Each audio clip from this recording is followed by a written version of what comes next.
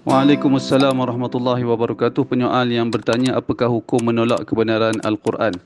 Apakah hukumnya ke atas orang yang meyakini Nabi Khidir masih hidup sedangkan keyakinan sebegitu jelas bertentangan dengan nas Al-Quran?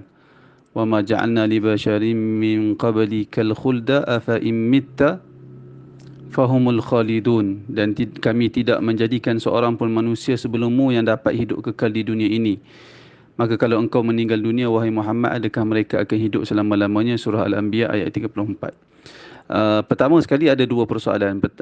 Dalam soalan ini ada ada dua persoalan sebenarnya. Yang pertama, apa hukum menolak kebenaran Al-Quran?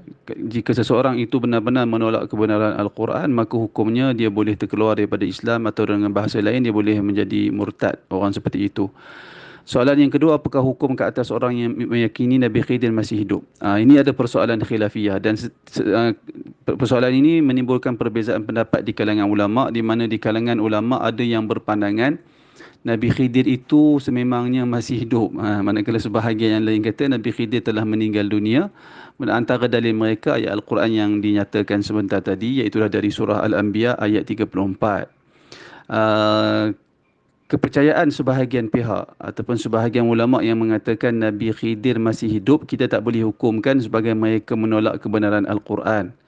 Kerana di dalam Al-Quran dan di dalam hadis ada persoalan-persoalan yang bukan sekadar itu sahaja.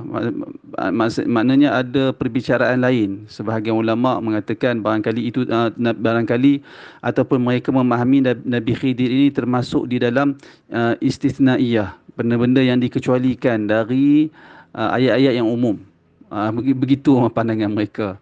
Jadi kerana itu saya nasihatkan, apabila ada perbezaan pendapat di kalangan ulama', maka jangan kita letakkan ayat-ayat yang berat-berat, hukumkan kepada orang yang berbeza dengan kita. Bahkan sebenarnya di kalangan ulama' yang mengatakan Nabi Khidir itu masih hidup, antara mereka itu antaranya Al-Imam Al-Qurtubi, demikian juga Al-Imam Al-Nawawi, demikian juga Ibn Salah, demikian juga Al-Imam Al-Iraqi dan selain daripada mereka. Kerana itu saya katakan perkara ini perkara khilafiyah di kalangan ulama'.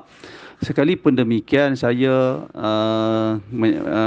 ingin nyatakan di sini bahawasanya pandangan-pandangan ulama' yang mengatakan Nabi Khidir itu telah meninggal dunia amat kuat dan amat jelas. Amat kuat dan amat jelas. Maka pandangan yang lebih kuat dalam perbezaan pendapat ulama' dalam masalah Nabi Khidir ini, maka pandangan yang lebih kuat ialah yang mengatakan Nabi Khidir telah pun meninggal dunia.